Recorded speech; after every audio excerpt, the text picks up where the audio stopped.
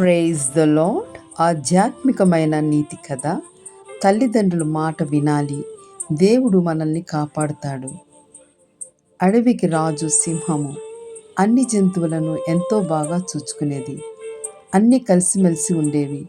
సింహం జంతువులకు మీటింగ్ పెట్టి ఆ సరస్సులో నీళ్లు తాగవద్దని మొసళ్ళు ఉన్నాయని చెప్పింది. ఆ పక్కనే ఒక సరస్సు. ఆ సరస్సులో ఒక మొసలి నీళ్లు తాగడానికి వచ్చిన జంతువులని తింటూ ఉండేది. కొంచెం దూరంలో ఒక సెలయేరు ఉంది. అక్కడికి వెళ్ళి తాగమని చెప్పింది. అన్ని జంతువులు సరే అన్నాయి. జంతువులన్నీ సెలయేరు దగ్గరికి వెళ్ళి తాగుతున్నాయి. ఒకరోజు ఒక చిలిపి సింహం పిల్ల సరస్సులో ఏముందో అని అక్కడికి వెళ్ళింది. వెంటనే ముసలి వచ్చేసింది.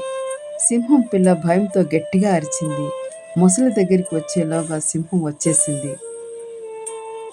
కేక విని పరుగున వచ్చి ఒక్కసారి గర్జిస్తూ సింహం పిల్లను నోట కరుచుకొని వెళ్ళింది. జంతువులన్నీ సంతోషించాయి. ఇక్కడ సింహము యూదాగోత్రపు సింహము, యేసుక్రీస్తు ప్రభు.